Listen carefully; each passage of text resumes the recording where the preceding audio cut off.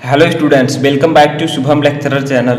तो स्टूडेंट, इस वीडियो में हम क्लास 12 फिजिक्स के चैप्टर 3 जिसका नाम है वैद्युत धारा और जिसे हम इंग्लिश में कहते हैं इलेक्ट्रिक करंट, इस चैप्टर के 50% चैप्टर को एक ही वीडियो में पढ़ेंगे। यानी कि इस वीडियो में हम वैद्युत धारा का आधा चैप्टर एक ही वीडियो में पढ़ने वाले हैं। तो स्टूडेंट, यहाँ पर फुल चैप्टर लिखा हुआ है लेकिन हम आधा चैप्टर इस वीडियो में पढ़ेंगे और आधा चैप्टर यानी कि एक वीडियो में और बनाऊंगा जिसमें आपको फुल चैप्टर प्रोवाइड कराया जाएगा। ठीक है, तो इस वीडियो में हम वैद्युत धारा का 50% चैप्टर पढ़ने वाले हैं। जैसा कि आपको पता है कि वैद्युत धारा जो चैप्टर है ये एक बड़ा चैप्टर है। ठीक है, तो हम आधे टॉपिक को इस वीडियो में क्लियर करेंगे, आधे टॉपिक आपको दूसरे वीडियो में मिल जाएगा। तो अगर आप क्लास 12 में हैं तो इस वीडियो को लास्ट तक देखते रहें ताकि आपको इस चैप्टर के 50% टॉपिक यानी कि 50% चैप्टर आसानी से क्लियर हो जाए। इससे पहले मैंने आपको चैप्टर 1 वैद्युत आवेश तथा क्षेत्र और चैप्टर 2 स्थिर विद्युत विभव तथा धारिता, इन चैप्टर को मैं एक ही वीडियो में बना चुका हूं, तो उसका लिंक मैं डिस्क्रिप्शन में दे दूंगा। और केमिस्ट्री में मैंने ठोस अवस्था, विलयन, वैद्युत रसायन, इन चैप्टर को मैं ऑलरेडी पढ़ा चुका हूं एक एक चैप्टर एक एक वीडियो में, तो उनका भी लिंक मैं डिस्क्रिप्शन में दे दूंगा। तो चलिए हम पढ़ते हैं आज वैद्युत धारा।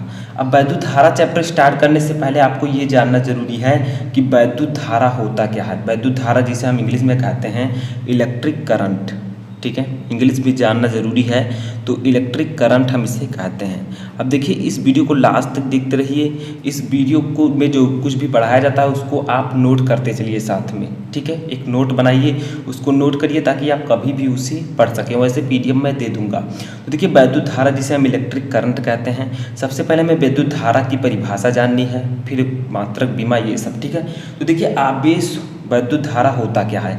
तो आवेश प्रवाह की दर को वैद्युत धारा कहते हैं। यानी कि फर्स्ट जो आपका डेफिनेशन हो गया वो यही है। ठीक है, यानी कि आवेश प्रवाह, वैद्युत आवेश तथा क्षेत्र में मैंने आवेश आपको पढ़ाया था क्या होता है। ठीक है, तो आवेश प्रवाह की दर को वैद्युत धारा कहते हैं। आवेश प्रवाह की दर मतलब Q/T, इसी को हम कहते हैं I। ठीक है, अभी मैं आपको नीचे फार्मूला भी बताऊंगा। तो Q/T मतलब आवेश प्रवाह की समय दर को ही हम वैद्युत धारा कहते हैं। दो डेफिनेशन मैं आपको बताने वाला हूं। दूसरा डेफिनेशन है कि जब किसी चालक में वैद्युत आवेश एक स्थान से दूसरे स्थान को प्रवाहित होता है तो इस प्रवाह को हम वैद्युत धारा कहते हैं। यानी कि जब कोई चालक मान लीजिए है, जैसे लोहा है, उसमें जब वैद्युत आवेश जो है वो एक स्थान से दूसरे स्थान को प्रवाहित होता है तो उसे ही हम कहते हैं वैद्युत धारा, या फिर आपको कह सकते हैं कि इसमें वैद्युत धारा प्रवाहित हो रही है। ठीक है, तो ये समझ में आया। अब देखिए इसके फार्मूले को हम समझते हैं। ठीक है, सभी टॉपिक को हम 50% टॉपिक को क्लियर करने वाले हैं। तो देखिए, दूसरा जो हमारा टॉपिक है वो है, सबसे पहले आपको जानना जरूरी है कि इसे हम प्रदर्शित किससे करते हैं। तो इसे हम स्मॉल आई से, ठीक है, स्मॉल आई से प्रदर्शित करते हैं। ठीक है, प्रदर्शित का मतलब क्या हुआ, जैसे हम द्रव्यमान को यम से, बल को यफ से, उसी प्रकार से हम इसे स्मॉल आई से प्रदर्शित करते हैं। यानी कि स्मॉल आई अगर है तो ये आपकी वैद्युत धारा है। ठीक है, तो इसे हम जो है स्मॉल आई से प्रदर्शित करते हैं। अब हमें करना क्या है, इसके फार्मूले को समझना है। तो फार्मूला हमें अपन देखते हैं। फार्मूला, तो फार्मूला मैंने आपको बताया कि आवेश प्रवाह की समय दर को वैद्युत धारा कहते हैं। ठीक है, अब वैद्युत धारा को हम प्रदर्शित करते हैं आई से, तो आई इक्वल टू होगा आपका Q।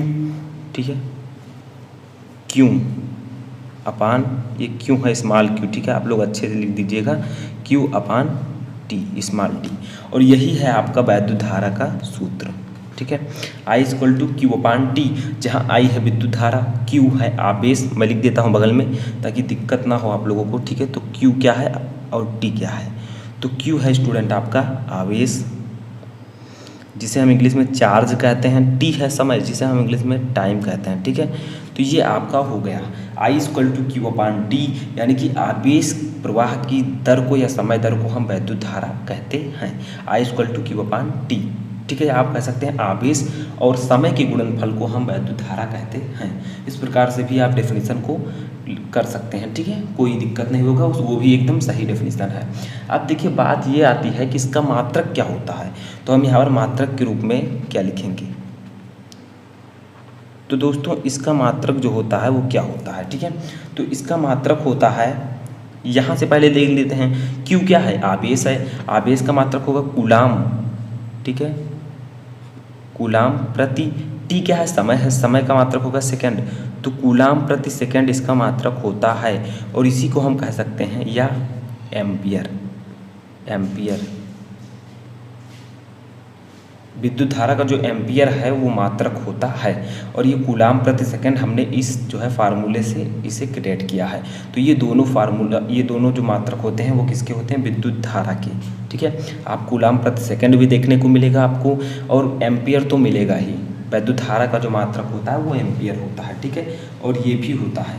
तो ये आपका जो है इसका मात्रक हो गया, समझ में आ रहा है। अब देखिए आपको करना क्या है आगे, तो देखिए यहाँ पर एक चीज़ और याद रखिएगा, जो 1 एम्पियर होता है, ठीक है, 1 एम्पियर वो किसके बराबर होता है, तो equal to 1 ampere equal to 1 coulomb प्रति सेकंड। ठीक है, अब इसमें कोई वो तो है नहीं, क्योंकि मैंने ऊपर आपको पहले ही बताया है कि कूलाम प्रति सेकंड भी इसका मात्रक होता है, तो 1 एम्पियर इक्वल टू 1 कूलाम प्रति सेकंड भी होता है। ठीक है, अब बात आती है एक और, वो कौन सी है कि ये राशि कैसी है, यानी कि राशि कैसी, जैसे सदिश राशि है या फिर ये आपका अदिश राशि है। ठीक है, तो ये कैसी राशि है, तो इसको आपको जानना है। तो ये देखिए जो विद्युत धारा है वो एक अदिश राशि है। ठीक है, अदिश राशि, विद्युत धारा जो है एक अदिश राशि है। तो मैंने आपको इस वीडियो में बताया कि विद्युत धारा क्या होता है, डेफिनेशन, विद्युत धारा को किससे डिनोट करते हैं, फार्मूला, मात्रक, राशि, ये सब मैंने आपको बताया। ठीक है, अब एक बात आप लोग और याद रखिएगा कि 1 एम्पियर इक्वल टू, मैं सभी छोटी छोटी चीज़ें आपको बता दूंगा ताकि आप लोगों को कहीं भी कोई किसी भी प्रकार की प्रॉब्लम ना हो। तो 1 ampere equal to 6.25 into 10⁻18 electron. ठीक है, इलेक्ट्रॉन प्रति सेकंड, ये इसकी वैल्यू होती है। 1 एम्पियर की वैल्यू इतनी होती है, तो ये भी आपको समझ में आ चुका होगा। तो ये था विद्युत धारा के बारे में। विद्युत धारा होता क्या है, विद्युत धारा किस प्रकार की राशि है, मात्रक, विमा, ठीक है, और फार्मूला, ये सब मैंने आपको इस वीडियो में बताया। तो अब इसके बाद में हमारा अगला जो टॉपिक आता है, चलिए उसको भी पढ़ते हैं। तो स्टूडेंट जो हमारा अगला टॉपिक है वो है अपवाह वेग क्या होता है, व्हाट इज ड्रिफ्ट वेलोसिटी, इसे हम इंग्लिश में कहते हैं ड्रिफ्ट वेलोसिटी। ठीक है, ये होता क्या है, इसको भी जानना जरूरी है, इस चैप्टर में आपके दिया गया है। ठीक है, और जो चालक अचालक ये सब तो मैं आपको सेकंड चैप्टर में ही बता चुका हूँ, स्थिर विद्युत विभव तथा धारिता में। ठीक है, तो वहाँ से आप लोग जाकर देख सकते हैं। तो देखिए अपवाह वेग क्या होता है, जब किसी चालक में धारा प्रवाहित की जाती है तो चालक में उपस्थित इलेक्ट्रॉन एक निश्चित वेग यानी कि लगभग 10⁻⁻⁴ मीटर प्रति सेकंड से गति करने लगते हैं। इलेक्ट्रॉनों के इस नियत सूक्ष्म वेग को हम अपवाह वेग या ड्रिफ्ट वेलोसिटी कहते हैं। ठीक है, इसे चित्र के साथ भी हम समझेंगे, लेकिन इसे हम लोग प्रदर्शित किससे करते हैं, तो इसे हम लोग प्रदर्शित करते हैं VD से। ठीक है, VD से प्रदर्शित करते हैं। ठीक है, यानी कि इसको हम लोग जो है BD से प्रदर्शित करते हैं। अब देखिए कैसे समझेंगे, बहुत सिंपल है। जब किसी चालक में धारा प्रवाहित की जाती है, BD का मतलब क्या हुआ, VD यानी कि D से ड्रिफ्ट, V से वेलोसिटी, ड्रिफ्ट वेलोसिटी यानी कि अपवाह वेग। ठीक है, इंग्लिश में मैंने आपको इसलिए बता दिया है। तो VD का मतलब ड्रिफ्ट वेलोसिटी। ठीक है, अब देखिए पहले डेफिनेशन को समझिए अच्छे से।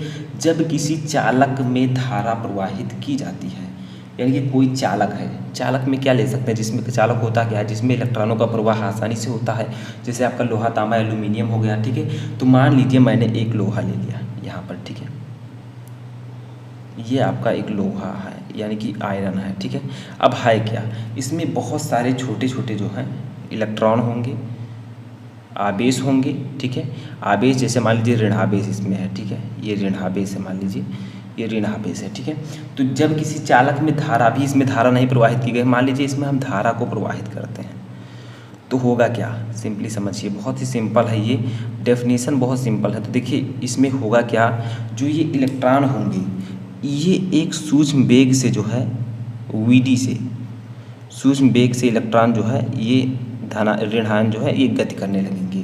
एक सूक्ष्म वेग से ये गति करने लगेंगे, उसी वेग को हम कहेंगे अपवाह वेग। तो देखिए, जब किसी चालक में धारा प्रवाहित की जाती है तो चालक में उपस्थित इलेक्ट्रॉन जो है एक निश्चित वेग 10⁻⁴ मीटर प्रति सेकंड लगभग इस वेग से गति करने लगता है। इलेक्ट्रॉनों के इस सूक्ष्म वेग को हम अपवाह वेग कहते हैं। इसे हम वीडी यानी कि वीडी से प्रदर्शित करते हैं। ठीक है, अब ये समझ में आ गया होगा। जैसे मान लीजिए कोई लोहा हमने ले लिया, उसमें हमने करंट प्रवाहित किया, किससे? जैसे हमारे घर में बोर्ड होता है, ठीक है, उसमें प्लग लगाया, उसमें करंट प्रवाहित किया, उसमें इलेक्ट्रॉन बहने लगे। अब अभी तक जब तक मैंने जो है बोर्ड में प्लग नहीं लगाया था, तब तक उसमें धारा प्रवाहित नहीं हो रही थी। जैसे मैंने लगाया, उसमें धारा प्रवाहित होने लगी। धारा अगर प्रवाहित होगी तो उसमें क्या होंगे? आवेश होंगे। ठीक है, अब आवेश होंगे तो उसमें क्या होंगे? इलेक्ट्रॉन होंगे। अब इलेक्ट्रॉन जब गति करने लगेंगे तो उसी इलेक्ट्रॉन की गति को हम कहेंगे अपवाह वेग। ठीक है, समझ में आया। अब ये था आपका अपवाह वेग के बारे में। अब अपवाह वेग के बाद जो है, तो यहाँ पर एक चीज़ आप लोग और समझ लीजिए कि मुक्त इलेक्ट्रॉनों के अपवाह वेग और वैद्युत धारा में क्या संबंध होता है। तो मुक्त इलेक्ट्रॉनों के अपवाह वेग और वैद्युत धारा में जो संबंध होता है वो होता है I = NeAVT। ठीक है, ये अपवाह वेग और वैद्युत धारा में संबंध होता है, जहाँ पर I है वैद्युत धारा, N है इलेक्ट्रॉन की संख्या, E है इलेक्ट्रॉन पर आवेश, A है क्षेत्रफल, VD आपका है अपवाह वेग। तो देखिए, इन दोनों में यही संबंध होता है। समझ में आया। अब इसके बाद में हमारा अगला टॉपिक आता है, वो है धारा घनत्व, जिसे हम लोग इंग्लिश में कहते हैं करंट डेंसिटी। करंट का मतलब धारा, डेंसिटी का मतलब घनत्व। तो धारा घनत्व हमारा अगला टॉपिक है। ये होता क्या है? ठीक है, तो ये भी बहुत ही सिंपल सा है। कैसे समझेंगे इसे? तो देखिए, किसी चालक में किसी बिंदु पर प्रति एकांक क्षेत्रफल से अभिलंबोत गुजरने वाली वैद्युत धारा को उस बिंदु पर धारा घनत्व कहते हैं। यानी कि कोई चालक है, चालक का मतलब जैसे हम लोहा, तांबा, एल्यूमिनियम कुछ भी ले सकते हैं जिसमें धारा का प्रवाह आसानी से हो। तो किसी चालक में किसी बिंदु पर, कोई चालक है, उसके किसी बिंदु पर प्रति एकांक क्षेत्रफल, उसके छोटे से या प्रति एकांक क्षेत्रफल से अभिलंबोत गुजरने वाली जो वैद्युत धारा होती है, उसी को हम उस बिंदु पर धारा घनत्व कहते हैं। अब इस डेफिनेशन को आप लोग ऐसे ही याद कर सकते हैं, इसमें कोई जो है ट्रिक नहीं है। तो इस डेफिनेशन को आप लोग याद करिए। अब इसके सहायता से आपको क्या करना है? आपको फार्मूला लिखना है। अब धारा घनत्व को हम किससे प्रदर्शित करते हैं, इसको लिखिए। तो धारा घनत्व को हम J, स्मॉल J, ठीक है, से प्रदर्शित करते हैं। यानी कि धारा घनत्व को हम लोग स्मॉल J से प्रदर्शित करते हैं, स्मॉल J। ठीक है, ये समझ लीजिएगा, बहुत ही इम्पोर्टेंट है। अब देखिए, धारा घनत्व का फार्मूला क्या होता है। तो धारा घनत्व का जो फार्मूला, हम इसको समझ लेते हैं क्योंकि एक एक को हमें समझना है। ठीक है, तो धारा घनत्व का फार्मूला जो होता है वो होता है J = I small I upon A। देखिए कितना सिंपल सा है डेफिनेशन। देखिए, किसी चालक के किसी बिंदु पर प्रति एकांक क्षेत्रफल, यानी कि इस प्रति एकांक एरिया से गुजरने वाली वैद्युत धारा जो I होती है, उस बिंदु पर हम उसे धारा घनत्व कहते हैं। यानी कि I, धारा घनत्व को जो है वो धारा और क्षेत्रफल के अनुपात को ही हम धारा घनत्व कहते हैं। तो कोई एक पार्टिकुलर एरिया है, उससे कितनी वैद्युत धारा बह रही है, उस बिंदु पर उसे हम कहेंगे धारा घनत्व। तो ये आपका हो जाएगा formula, J = I upon A, जहाँ J है आपका धारा घनत्व, I है आपका वैद्युत धारा और ये है क्षेत्रफल। ठीक है, जिस बिंदु पर जो है धारा घनत्व है। तो ये आपका फार्मूला हो जाएगा।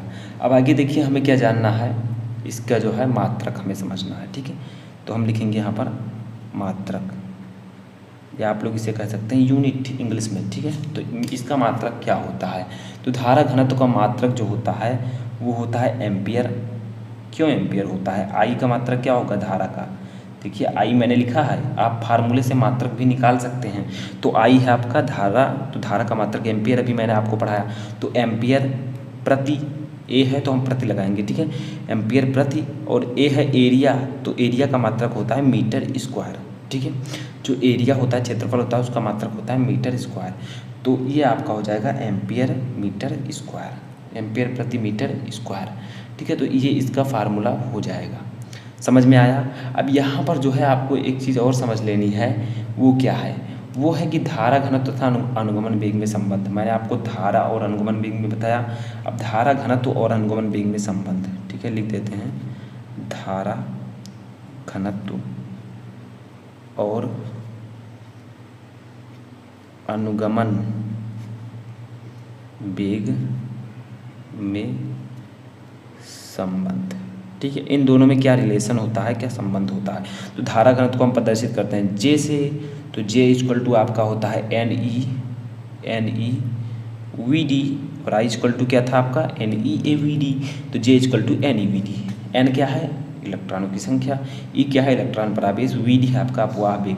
तो इन दोनों में यही संबंध होता है। ठीक है, समझ में आया। तो इन सब फार्मूले को आप लोग अच्छे से समझ लीजिएगा, आगे आपके काम आएगा। तो ये था धारा घनत्व के बारे में। अब हम देखते हैं अपना अगला टॉपिक। तो स्टूडेंट हमारा अगला टॉपिक है वैद्युत प्रतिरोध, जिसे इंग्लिश में हम कहते हैं इलेक्ट्रिक रेसिस्टेंस। ठीक है, इलेक्ट्रिकल रेसिस्टेंस मतलब विद्युत प्रतिरोध। तो देखिए इसका डेफिनेशन पहले समझते हैं कि वैद्युत प्रतिरोध होता क्या है। इस चैप्टर में प्रतिरोध जो है इम्पॉर्टेंट है, आपको पता होगा। तो देखिए वैद्युत विभवांतर तथा वैद्युत धारा के अनुपात को उस चालक का वैद्युत प्रतिरोध कहते हैं। यानी कि वैद्युत विभव V और वैद्युत धारा I के अनुपात को हम कहते हैं R, यानी कि वैद्युत प्रतिरोध। कैसे समझेंगे इसको समझिए। ठीक है, तो ये समझ में आया, बहुत ही सिंपल है। वैद्युत विभवांतर तथा वैद्युत धारा के अनुपात को उस चालक का वैद्युत प्रतिरोध कहते हैं। तो सबसे पहले हम समझते हैं फार्मूला। ठीक है, फार्मूला का मतलब होगा सूत्र। तो सूत्र क्या होगा। अब वैद्युत प्रतिरोध को हम डिनोट किससे कहते हैं, R, यहाँ पर मैंने लिख दिया है। तो देखिए इसका फार्मूला क्या होगा, तो हम पहले लिखेंगे यहाँ पर R। ठीक है, R आपका है प्रतिरोध, तो R इक्वल टू आपका हो जाएगा क्या है, वैद्युत विभव तथा वैद्युत धारा के अनुपात को, तो R equal to V upon I। ठीक है, एकदम जो है आपके डेफिनेशन में ही इसमें प्रतिरोध का जो है डेफिनेशन वो सूत्र दिया गया है। R प्रतिरोध बराबर V अपान I, यानी कि वैद्युत विभव और धारा के अनुपात को हम प्रतिरोध कहते हैं। यहीं से हम लोग लिख सकते हैं इसे V इक्वल टू IR। ठीक है, अभी हम ओम के नियम में भी इसे पढ़ेंगे, तो V इक्वल टू IR भी आप लिख सकते हैं। ठीक है, अब देखिए फार्मूला के बाद हमें समझना है इसका मात्रक क्या होता है। तो मात्रक लिखिए यहाँ पर, मात्रक। ठीक है, मात्रक का मतलब इसका यूनिट क्या होगा। तो देखिए वैद्युत प्रतिरोध का जो मात्रक होता है वो होता है ओम, या आप लिख सकते हैं फार्मूले से लिखिए V क्या है विभव, इसका मात्रक वोल्ट, और I क्या है धारा का मात्रक एम्पियर, तो वोल्ट प्रति एम्पियर। ठीक है, वोल्ट प्रति एम्पियर, ये भी आप इसका मात्रक लिख सकते हैं। ठीक है, तो दो मात्रक आप इसके लिख सकते हैं, एक आपका हो जाएगा ओम और दूसरा हो जाएगा वोल्ट प्रति एम्पियर। ठीक है, तो देखिए ये इसका मात्रक हो जाएगा। ठीक है, ओम या फिर वोल्ट प्रति एम्पियर। अब देखिए हमें करना क्या है, हमें लिखना है कि 1 ओम बराबर कितना होता है। ठीक है, 1 ओम इक्वल टू आपका हो जाएगा 1 वोल्ट प्रति एम्पियर, जैसे हमने उसमें लिखा था। ठीक है, 1 वोल्ट प्रति एम्पियर, दोनों जो है बराबर होंगे, तो ये आपका हो जाएगा। ठीक है, मात्रक। अब आगे देखिए हमारा जो इसके बाद क्या है, मात्रक के बाद तो देखिए अब हम जानते हैं इसकी बीमा। ठीक है, यानी कि इसकी बीमा क्या होगी, बीमा का मतलब डायमेंशन। तो देखिए बीमा हमारा क्या होगा वैद्युत प्रतिरोध का। तो वैद्युत प्रतिरोध की जो बीमा होती है उसको आप याद कर लीजिए, M-1 L-2 T3A2, इतना बड़ा जो है इसकी बीमा होती है। तो वैद्युत प्रतिरोध के बारे में पता चला कि वैद्युत प्रतिरोध जो होता है वो विभवांतर और धारा का अनुपात होता है। ठीक है, मात्रक ओम या फिर वोल्ट प्रति एम्पियर, बीमा आपका M-1 L-2 T3 और A2। ठीक है, ये इसका मात्रक होता है।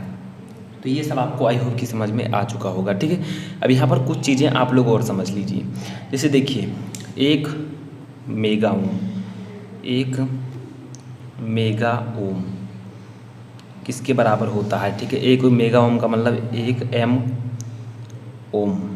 ठीक है, ओम इस प्रकार से लिखा जाता है, तो ये होता है 10⁶ ओम के बराबर।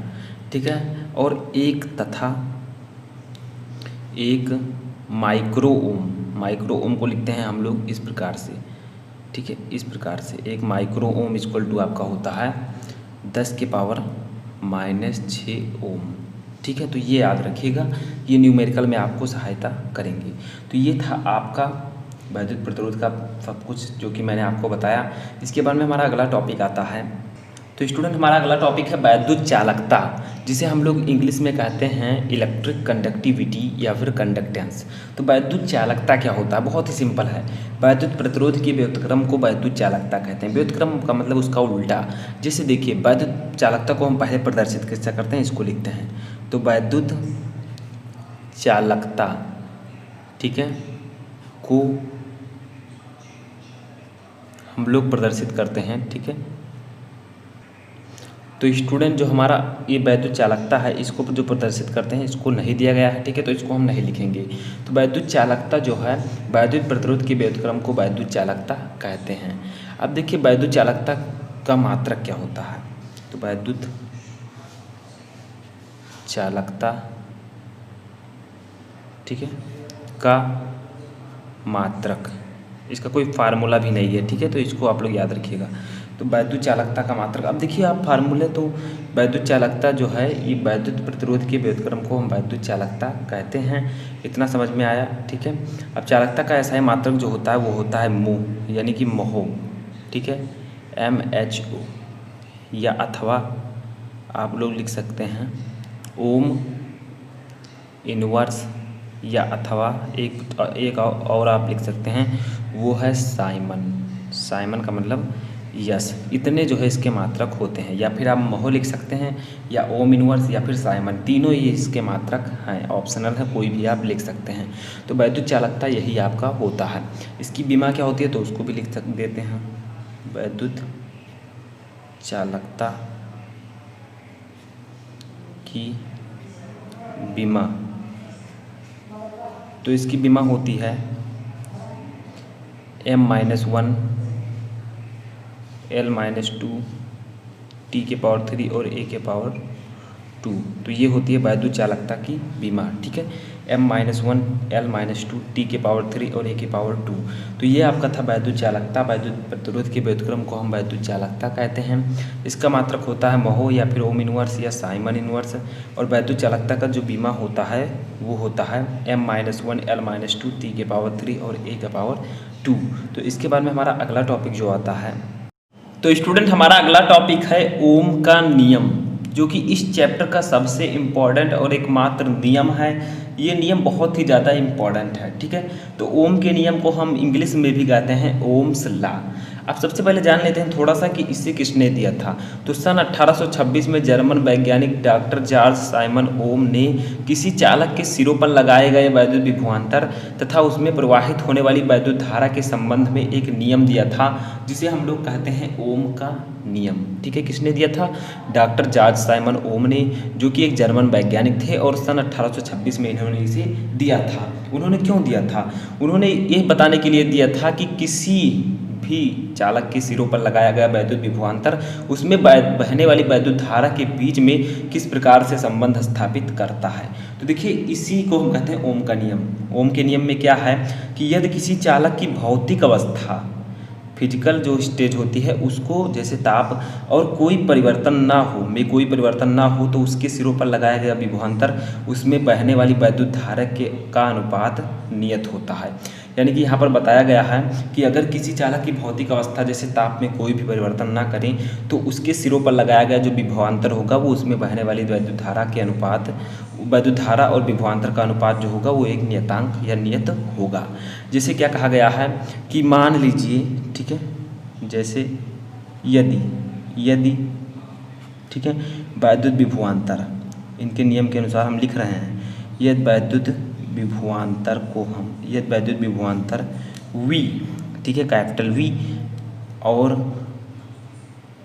धारा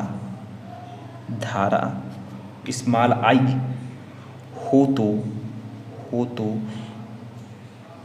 ओम के नियमानुसार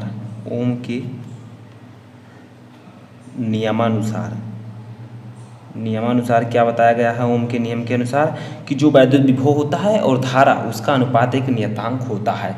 तो V/I = नियतांक, ठीक है, ये बताया गया है ओम के नियम में। अगर किसी चालक की भौतिक अवस्था में कोई परिवर्तन ना करें तो उसमें उसके सिरों पर लगाया गया विभवांतर और उसमें वैद्युत धारा, उसमें बहने वाली वैद्युत धारा का अनुपात एक नियतांक के बराबर होता है। ठीक है, अब हमें करना क्या है, हमें इस नियतांक के स्थान पर, ठीक है, एक जो है नियतांक लिख देना है, वो है आर।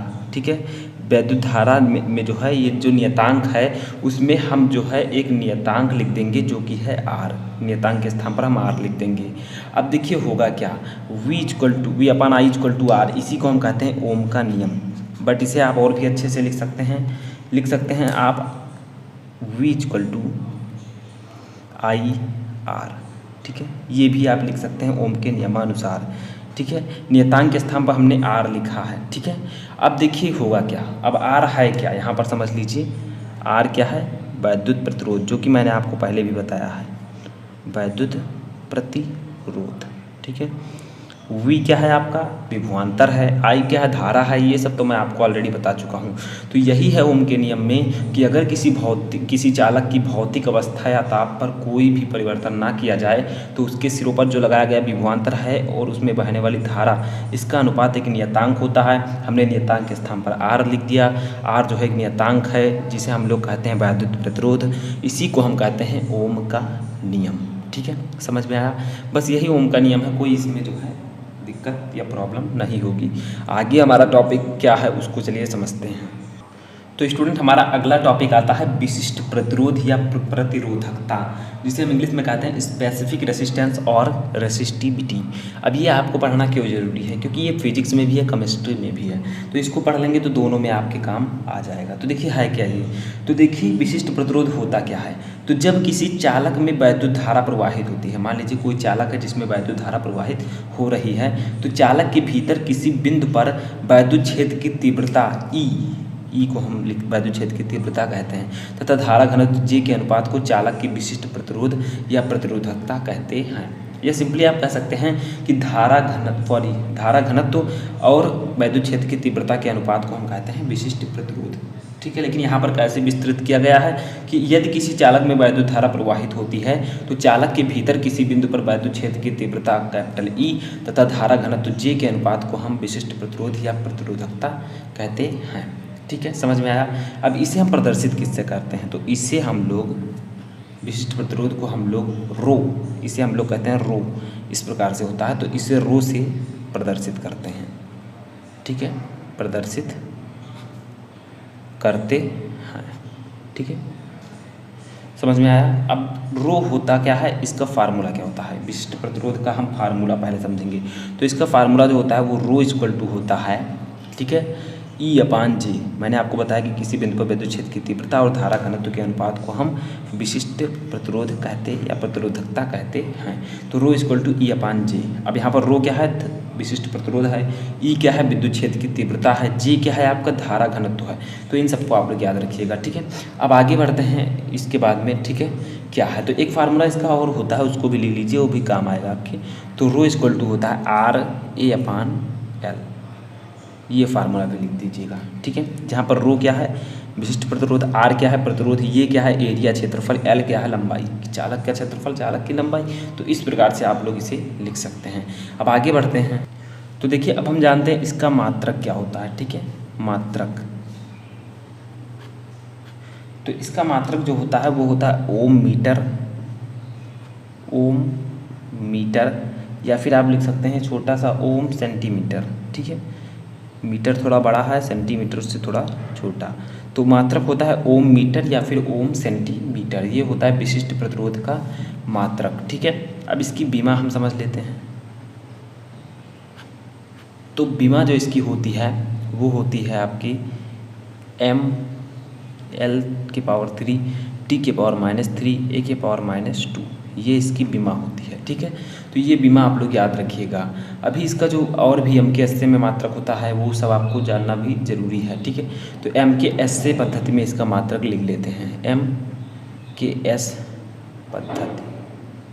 ठीक है, इस पद्धति में जो है विशिष्ट प्रतिरोध का मात्रक जो होता है थोड़ा बड़ा है, वो है किलोग्राम, ठीक है, मीटर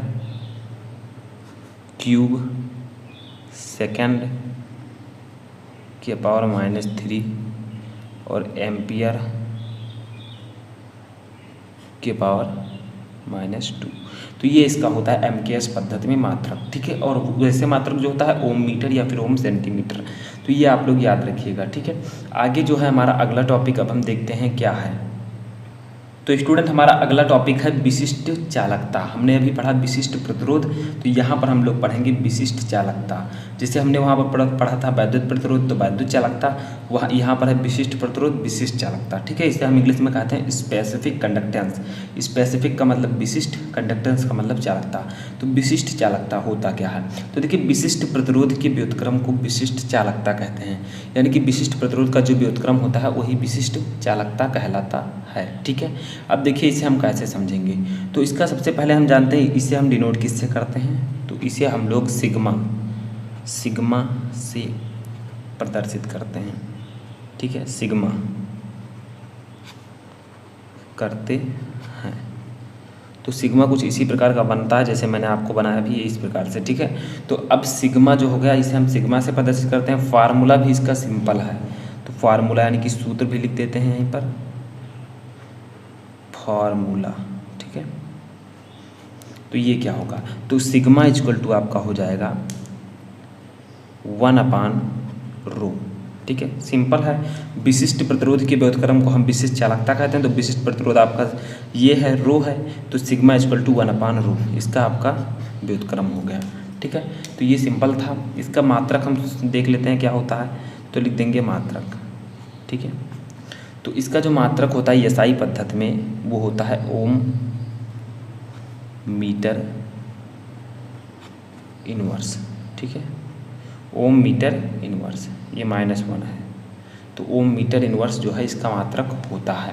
अब इसकी बीमा भी देख लेते हैं यहीं पर। तो बीमा क्या होती है, तो मात्रक के बाद हम देख लेते हैं बीमा। जो इसकी बीमा होती है वो होती है m-1 L के पावर -3 T के पावर 3 A के पावर 2, ये होती है बीमा किसकी, विशिष्ट चालकता की। तो ये आपका हो गया विशिष्ट चालकता क्या होता है, उसकी परिभाषा, किससे प्रदर्शित करते हैं, सूत्र, मात्रक और बीमा। तो ये सब आपका यहाँ पर हो गया, ठीक है। एक आप लोग यहाँ पर याद रखिएगा कि एक आपका वो होता है संबंध, ठीक है, वो होता है J vector equal to sigma into E vector. तो ये एक संबंध होता है धारा घनत्व और आपका विशिष्ट चालकता में, या आप कह सकते हैं विद्युत क्षेत्र की तीव्रता में। तो ये आप लोग याद रखिएगा, ठीक है। अब इसके बाद में हमारा अगला टॉपिक आता है, वो है वैद्युत शक्ति, यानी कि इलेक्ट्रिक पावर, इसे हम इंग्लिश में कहते हैं। वैद्युत शक्ति क्या होता है, ठीक है।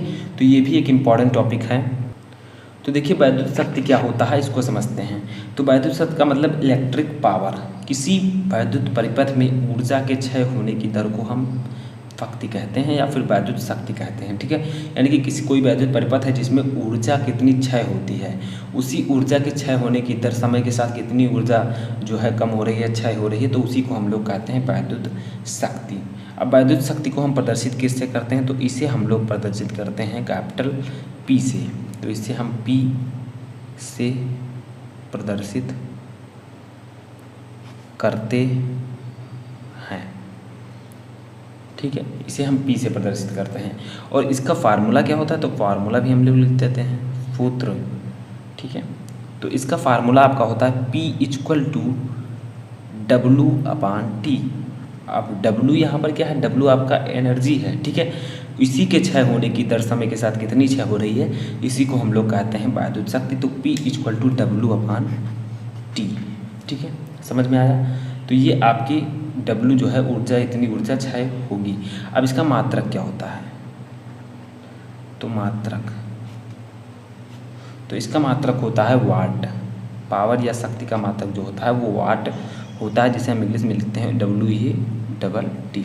तो इस प्रकार से आपको ये टॉपिक भी क्लियर हो गया होगा कि वैद्युत शक्ति क्या होती है, वैद्युत शक्ति की परिभाषा, इसे किससे प्रदर्शित करते हैं, इसका सूत्र और इसका मात्रक। यहाँ पर कुछ चीज़ें आपको और भी जानना ज़रूरी है, जैसे 1 किलोवाट। 1 किलोवाट यानी कि क्या लिखेंगे हम किलोवाट को, small k and W। 1 kilowatt equal to कितना होता है, तो वो होता है 10⁻³ वाट, ठीक है। ये सब आप लोग याद रखिएगा। उसके बाद में हमारा है 1 मेगावाट। वाट, जिसे हम लोग लिखते हैं MW। तो 1 MW इक्वल टू होता है 10⁶ वाट। ठीक है, इसके बाद में हमारा ये आपको समझ में आ चुका होगा, एक अश्व शक्ति, एक हार्स पावर, एक अश्व शक्ति। ठीक है, ये किसके बराबर होता है? 746 वाट। तो कुछ चीज़ें जो बेसिक चीज़ें हैं उनको भी आप लोग याद रखिएगा। ठीक है, तो ये सब आपको याद हो गया होगा। एक चीज़ और यहाँ पर याद रखिएगा, 1 किलोवाट घंटा, ठीक है, इक्वल टू आपका होता है 3.6 इंटू 10⁶ वाट सेकेंड। ठीक है, ये सेकेंड है, इतना होता है। या फिर आप इसे लिख सकते हैं 3 × 6 × 10⁶ जूल। ठीक है, इतना होता है। तो ये सब चीज़ें आपको याद रखना बहुत ही ज़रूरी है, ये सब आपके न्यूमेरिकल्स में काम आएंगे।